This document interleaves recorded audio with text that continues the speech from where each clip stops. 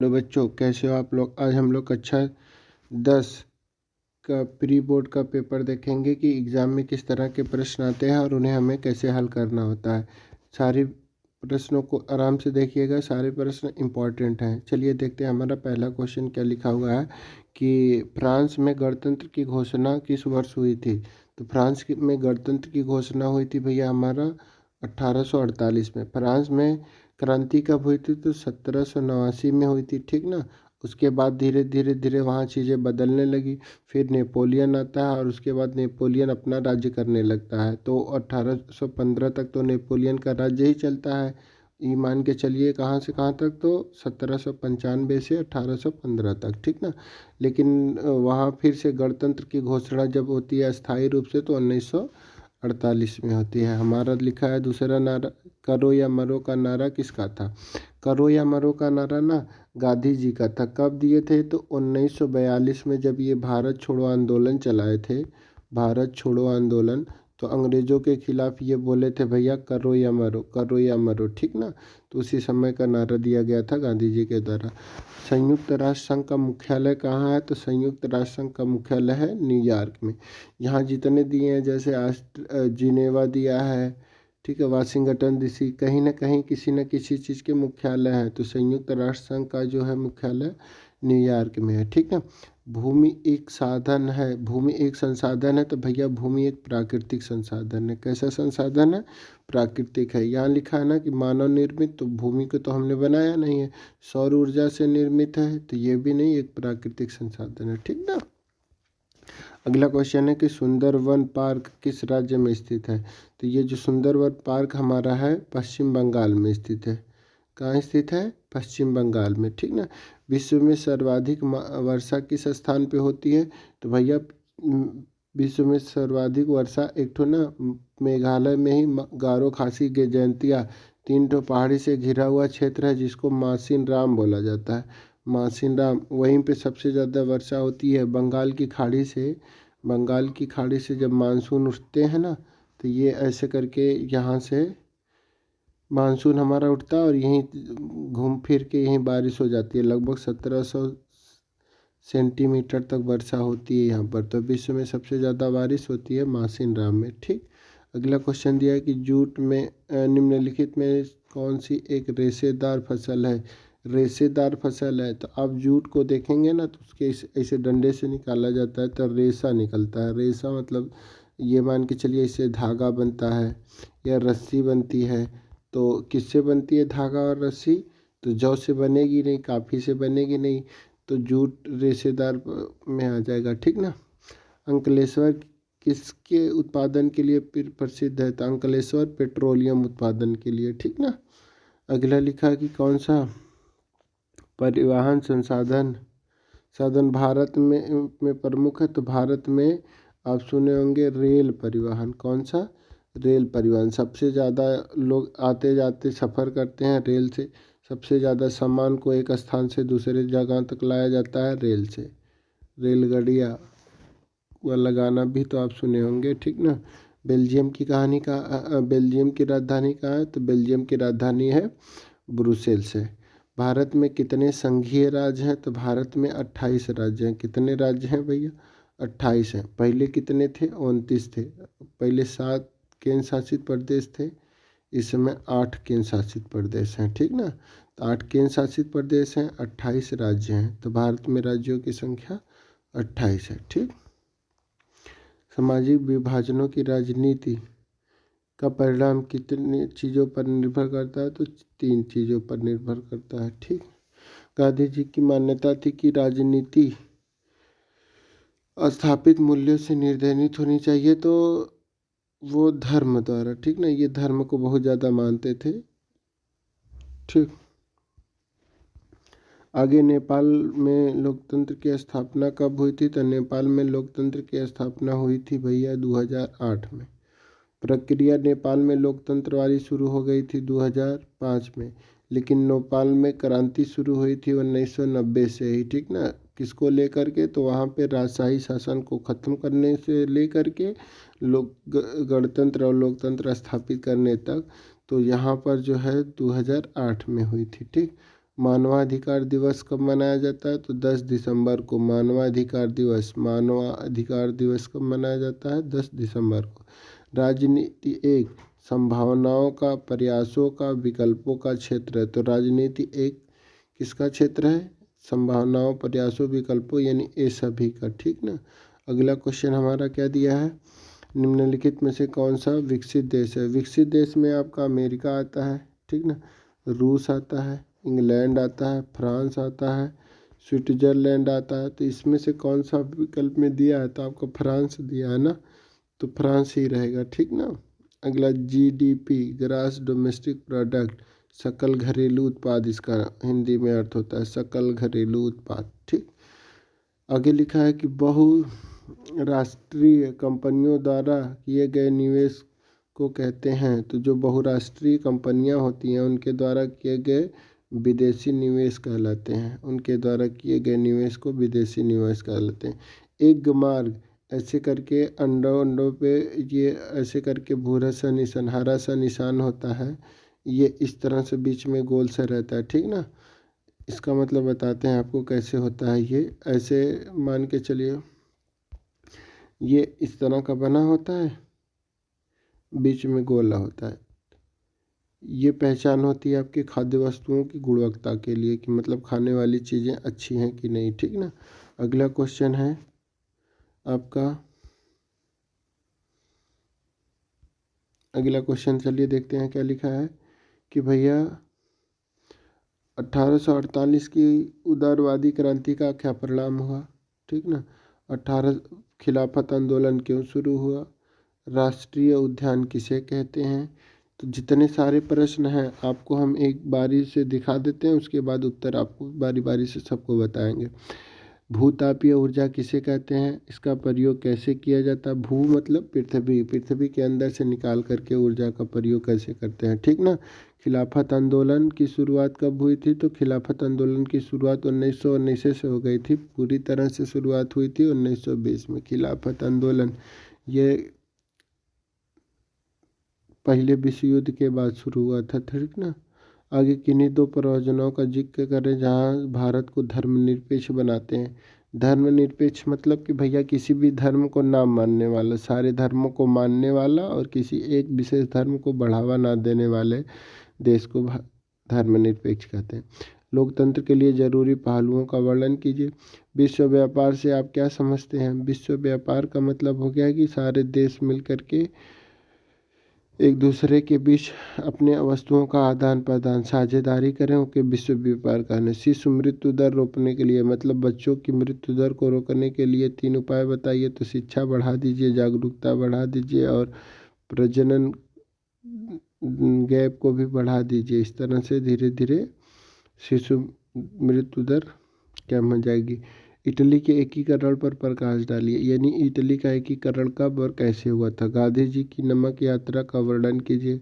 मतलब गांधी जी द्वारा चलाए गए जो नमक आंदोलन थे 1930 में, उनके बारे में बताना। यूरोपीय औपनिवेशिक शक्तियाँ किस प्रकार से अफ्रीका को गुलाम बनाया, माने अफ्रीका वाले गुलाम कैसे बने थे उनको बताना है। ठीक ना। वो अपना व्यापार करने के उद्देश्य से आए, धीरे धीरे धीरे धीरे जंगलों पर राज कर लिए, वहाँ से लकड़ियाँ काट करके अपने यहाँ ले जाते थे। किस तरह बनाए वो बताना। बहुउद्देशीय परियोजनाओं से होने वाले प्रमुख लाभ।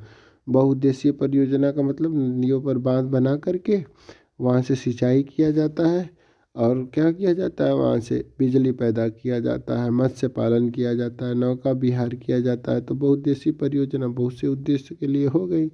अगला लिखा है श्रीलंका में बहुसंख्यकवाद तथा इसके प्रभाव को बताइए।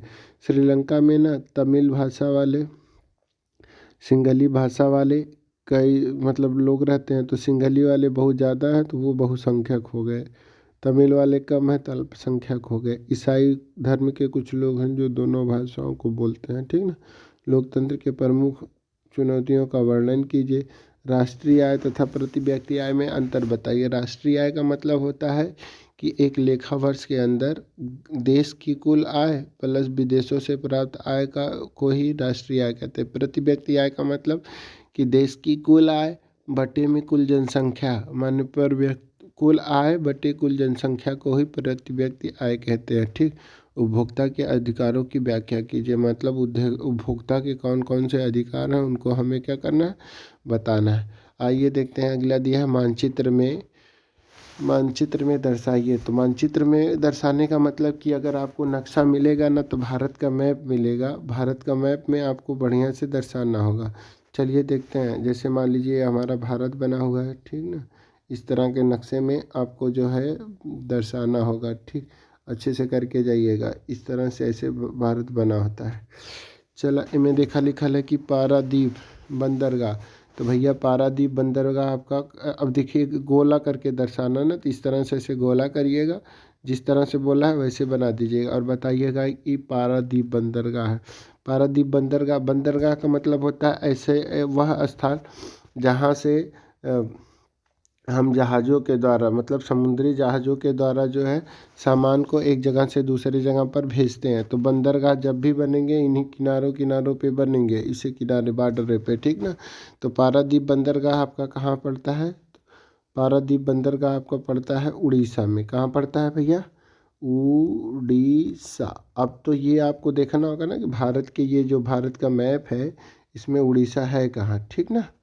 तो पहला हो गया उड़ीसा। राजस्थान की राजधानी, तो ये जब ऊपर बनाएंगे यहाँ से ऐसे करके, तो ये वाला जो क्षेत्र होता है राजस्थान है। तो राजस्थान की राजधानी कहाँ है भैया, लोग बताओ तो, नहीं तो जयपुर। कहाँ है, जयपुर, जयपुर, ठीक ना, राजस्थान की राजधानी है। अगला क्वेश्चन क्या लिखा है तनी ये देखिए, गेहूं उत्पादक के मुख्य 2 क्षेत्रों के नाम बताइए। तो गेहूं उत्पादक के लिए ना आपका पंजाब हो गया, ठीक ना, और कौन सा हो गया, उत्तर प्रदेश, उत्तर प्रदेश, ठीक ना। तो दोनों राज्यों में कहीं भी बता दीजिएगा। तो गेहूं का चिन्ह ऐसे ही बनाना है गोल गोल, तो उत्तर प्रदेश में आके ऐसे गोल गोल बना दीजिएगा, ठीक ना। और पंजाब में जाके गोल का ऐसे बना दीजिएगा और बताइएगा कि ये सब भैया हैं गेहूं उत्पादक क्षेत्र, ठीक। अगला लिखा है चाय उत्पादक एक क्षेत्र का नाम लिखिए। तो चाय सबसे ज़्यादा ना भाई कहाँ होती है, असम में। कहाँ, असम। और कहाँ होती है, पश्चिम बंगाल में, पश्चिम बंगाल में। तो असम और पश्चिम बंगाल में से किसी एक को आप बता दीजिएगा चाय उत्पादक क्षेत्र। कोई एक आणविक ऊर्जा केंद्र चिन्ह द्वारा बताइए। ये मस्त क्वेश्चन है। आणविक ऊर्जा माने परमाणु से यानी कि बना हुआ क्षेत्र है। तो आणविक ऊर्जा में आपको बता देना है तारापुर। का, तारापुर, ठीक ना। ये पड़ता है कहाँ, तारापुर। और कलपक्कम कहाँ बताना है, कलपक्कम, एक ही बताना ना, तो कलपक्कम, कलपक्कम पड़ता है कहाँ, तो ये तमिलनाडु में पड़ता है। कहाँ पड़ता है, तमिलनाडु में। चेन्नई नाम सुने, चेन्नई। तो भैया चेन्नई से 80 किलोमीटर दूरी पर एक स्थान है, चेन्नई से 80 किलोमीटर दूरी पर कलपक्कम स्थान पे जो है आणविक ऊर्जा यानी परमाणु ऊर्जा के केंद्र हैं, जहाँ से बिजली पैदा की जाती है, ठीक ना। अगला क्वेश्चन है कि निर्देश दिए गए भारत के रेखा मानचित्र में निम्नलिखित को दर्शाइए। तो अमेजोन है, पहला क्वेश्चन है इंदिरा गांधी अंतर्राष्ट्रीय हवाई अड्डा। तो इंदिरा गांधी अंतर्राष्ट्रीय हवाई अड्डा कहाँ है, दिल्ली में है। इंदिरा गांधी अंतर्राष्ट्रीय हवाई अड्डा दिल्ली में है। मैंगनीज उत्पादक एक क्षेत्र का चिन्ह बताइए। तो देखिए मैंगनीज जो है भैया आपका मध्य प्रदेश में भी है और कहाँ है, उड़ीसा में भी है, ठीक ना। जितने भी खनिज संसाधन आते हैं उनको आप जो है कुछ ना अगर कर पाइएगा तो कम से कम उड़ीसा मारिएगा। खनिज संसाधन की बात कर रहे हैं, ठीक ना, जिसमें मैग्नीज हो गया, अभ्रक हो गया, कोयला हो गया, लोहा, तांबा, इस सब की बात करेगा। तो अगर आपको कुछ भी ना समझ में आएगा तो उड़ीसा वाले स्थान पर भर के आइएगा। अभी देखिएगा कि भारत के जो मैप है इसमें उड़ीसा कहाँ है, तो यहाँ है। उड़ीसा के बाद पश्चिम बंगाल शुरू हो जाता है, उससे पहले जो है आपका तेलंगाना है, ठीक ना। तो ये देख लीजिएगा। तो ई वाले में मैगजीन उत्पादक एक क्षेत्र का नाम, तो उड़ीसा में किसी भी क्षेत्र का नाम बता दीजिएगा, ठीक ना। अगला लिखा भारत का कोई एक पत्तन बंदरगाह जो पश्चिमी तट पर है। तो पश्चिमी तट का मतलब बताए ना कि इस तरह से जो ये मैप हमारा बना होता है इसमें जो है हमें बताना है कि भैया हमारा बंदरगाह कौन सा है। तो केरल में एक ठो बंदरगाह है जिसे कोच्चि के नाम से जानते हैं। महाराष्ट्र में एक ठो बंदरगाह है पंडित जवाहरलाल नेहरू बंदरगाह के नाम से जानते हैं। तो इस तरह से किसी भी बंदरगाह को आप बता दीजिएगा। महाराष्ट्र में ही एक मुंबई बंदरगाह है, मुंबई बंदरगाह है, एक जो है पंडित जवाहरलाल नेहरू बंदरगाह है, इधर केरल में कोच्चि बंदरगाह है। इस तरह से बता दीजिएगा, ठीक ना। अगला क्वेश्चन क्या लिखा है तनी देखिए कि अरावली पर्वत चिन्ह द्वारा बताइए। तो अरावली पर्वत जो है ना भारत का बल्कि दुनिया का सबसे पुरानी पर्वत श्रृंखला है। तो ये वाला हिस्सा जो है जब मानसून के समय बारिश होती है तो महाराष्ट्र से ऐसे करके बना है, ठीक ना। अब ये राजस्थान को दो भागों में बांट देता है। तो अभी कह रहा पर्वतों को किस तरह बनाना है, तो तिरछे तिरछे बनाना है। तो आप इसको अच्छे से बनाइएगा। तो यहाँ से देखिए एक तरह से मान के चलिए हमारा अरावली पर्वत है, तो ऐसे ऐसे ऐसे करके बता दीजिएगा कि ये अरावली पर्वत श्रृंखला है। अगला क्वेश्चन क्या लिखा है, उत्तर प्रदेश में गन्ना उत्पादक क्षेत्र। अब उत्तर प्रदेश जो है उसमें गन्ना उत्पादक क्षेत्र में, अब ये भारत का जब मैप बनाए रहेंगे, ठीक ना, इसमें उत्तर प्रदेश यहाँ बीच में पड़ेगा। अब इसमें गन्ना उत्पादक क्षेत्र में जैसे आपका हो गया मेरठ, कौन हो गया भैया, मेरठ नाम सुने हैं, मेरठ में अच्छा गन्ना होता है। सहारनपुर नाम सुने हैं, सहारनपुर, बागपत, यानी कि कहने का मतलब कि जो पश्चिमी उत्तर प्रदेश है, कौन है, पश्चिमी उत्तर प्रदेश, वहाँ पे गन्ना बहुत ज़्यादा होता है। तो मेरठ, मेरठ हो गया, शामली हो गया, नाम सुने, शामली, शामली, मेरठ, सहारनपुर, इस सब क्षेत्रों में बहुत ज़्यादा गन्ना होता है। तो आप वहाँ पे लिख दीजिएगा। चलिए जो विस्तृत उत्तरीय प्रश्न थे उनके उत्तर देखते हैं। लिखा कि 1848 की उदारवादी क्रांति का क्या परिणाम हुआ। तो 1848 की उदारवादी क्रांति का परिणाम अगर आपको देखना तो यही आपके आंसर होंगे। तो इनको कैसे करना आप एकदम आराम से पढ़ लीजिएगा, एक दो बार नोट कर लीजिएगा, उसके बाद अच्छे से करिएगा। देखिए लिखा है कि रूढ़िवादी शक्तियाँ, रूढ़िवादी शक्तियाँ का मतलब जो पुरानी विचारों से ग्रसित थी वो वाली शक्तियाँ उदारवादी आंदोलनों को दबा पाने में क्या हो गई, कामयाब हो गई, किंतु वह पुरानी व्यवस्था को बहाल नहीं कर पाई। पुरानी व्यवस्था का मतलब वही राजा रजवाड़े वाले सिस्टम को ख़त्म नहीं कर पाई। को यह समझा, ठीक ना, को यह समझ में आना शुरू हो गया था कि उदारवादी, ठीक ना, उदारवादी राष्ट्रवादी क्रांतिकारियों को है ना रियायतें दे कर के ही उन्हें क्रांति को समाप्त किया जा सकता है। अतः 1848 के बाद के वर्षों में मध्य और पूर्वी यूरोपों की निरंकुश राजशाही, माने वहाँ राजशाही धीरे धीरे क्या हो गया, ख़त्म हो गया, परिवर्तन होने लगे। और 1815 से पहले हो चुके थे, तो कुछ तो प्रारंभ हो चुके थे। क्या प्रारंभ हो चुका था, तो राजशाही का अंत हो चुका था। तो कहाँ से, 1789 से शुरू हुआ था, 1815 तक जाते जाते नेपोलियन का भी खत्म हो चुका था वर्चस्व। और धीरे धीरे वहाँ से भूदास्ता है ना, मजदूरी, बधुआ मजदूरी, ये सब धीरे धीरे ख़त्म होने लगी थी। तो यही आपको लिखना है। किस में लिखना है भैया, तो रूढ़िवादी क्रांतिकारी का जो परिणाम हुआ था उसके बारे में, ठीक ना। अगला क्वेश्चन हमारा पूरा पढ़ लीजिएगा कि हमशोर के शासकों ने हंगरी के लोगों को ज़्यादातर स्वायत्त मतलब वो दी, स्वायत्ता दी का मतलब कि खुली आज़ादी रहने के लिए दे दी थी। तो उसके बाद वो धीरे धीरे निरंकुश के प्रभाव से धीरे धीरे आज़ादी की तरफ बढ़े, ठीक। इटली का एकीकरण, इटली का एकीकरण जो है 19वीं शताब्दी में इटली के एकीकरण की प्रक्रिया प्रारंभ हुई। 19वीं शताब्दी का मतलब आप समझते हैं, 1801 से लेकर के 1899 के बीच का जो समय होता है उसे 19वीं शताब्दी के नाम से जाना जाता है। 1801 से लेकर 1899 के बीच का समय, ठीक ना। उसके बाद तो 20वीं शताब्दी आ जाती है। तो 19वीं शताब्दी में इटली की प्रक्रिया, एकीकरण की प्रक्रिया शुरू हुई थी। एकीकरण का मतलब होता है एक करना। तो आप लिखेंगे कि 19वीं शताब्दी में इटली कई छोटे छोटे राज्यों में बटा हुआ था, जिसमें से सार्डिनिया, सार्डिनिया को पिडमांट भी बोला जाता है, सार्डिनिया जो है सबसे शक्तिशाली राज्य था, ठीक ना। आगे देखिए इसमें क्या लिखा है कि इस समय इटली अनेक वंशानुगत राज्यों एवं बहुराष्ट्रीय है ना हैब्सबर्ग साम्राज्य में बिखरा हुआ था। आगे लिखा है कि यहाँ इतालवी भाषा संपूर्ण इटली में नहीं बोली जाती थी, अनेक स्थानों पर इसके अनेक रूप प्रसिद्ध थे। तो इटली के योगदान का सबसे ज़्यादा, इटली के एकीकरण का सबसे ज़्यादा योगदान किसको जाता है? जोसेफ मेज़नी को। इसे इसे जो है इटली के एकीकरण का क्या बोला जाता है? जनक। तो इटली के एकीकरण का जनक जोसेफ मेज़नी को बोला जाता है। यंग इटली नामक इन्होंने क्या बनाई थी? एक संस्था बनाई थी। इनका कहना था कि यदि समाज में परिवर्तन लाना है तो क्रांति की बागडोर किसके हाथों में दे दी जाए?